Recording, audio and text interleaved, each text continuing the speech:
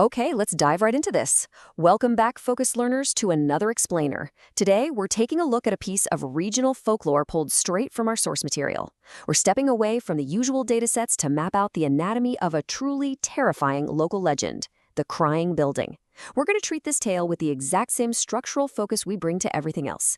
So get comfortable, because this gets incredibly dark real fast. Right off the bat, I want you to ask yourself, what happens when you entered the crying building at midnight?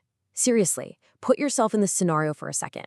Imagine you're miles away from civilization. The wind is howling, it's pitch black outside, and your literally only option for shelter is a decaying structure with a horrific reputation. What would you do? How would you react when the dead silence of the night is shattered by something entirely inexplicable?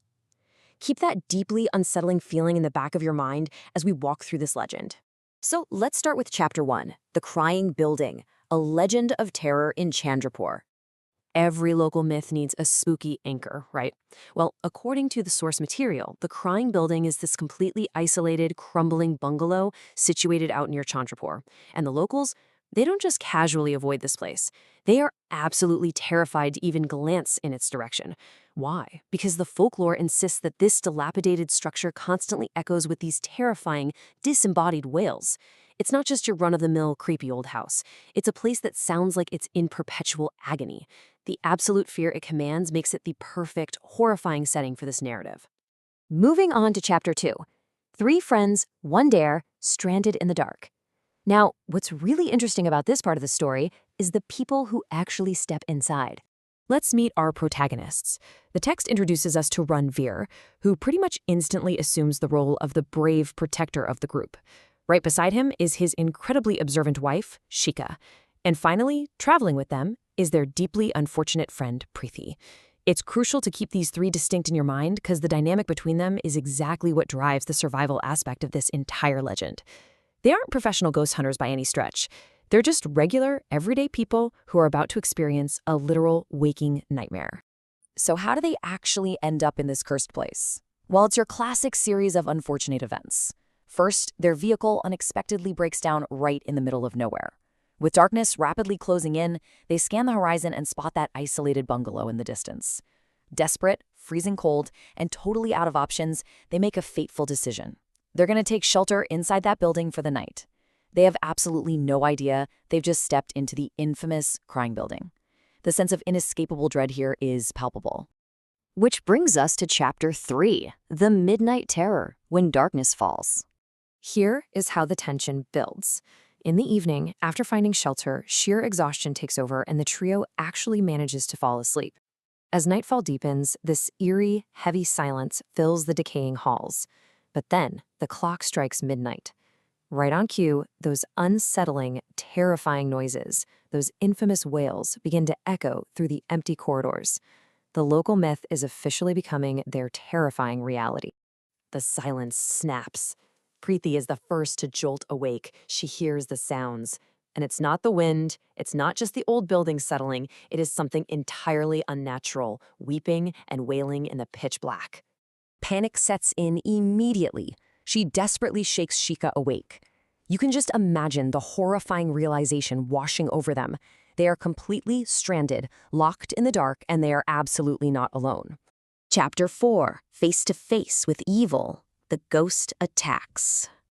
Out of nowhere in the shadows, the entity materializes. The ghost appears right in front of them. The source text describes this truly horrifying apparition, just manifesting in the room, completely cutting off any chance of escape. Pure chaos erupts. The entity doesn't just haunt them from afar, it physically and violently attacks Preethi. This supernatural threat zeroes right in on the most vulnerable member of the group, grabbing hold of her in the darkness. And here, guys, is where the Lord takes a truly disturbing turn. The text notes this horrifying detail. Under the demonic grip of this entity, Preethi herself begins to transform.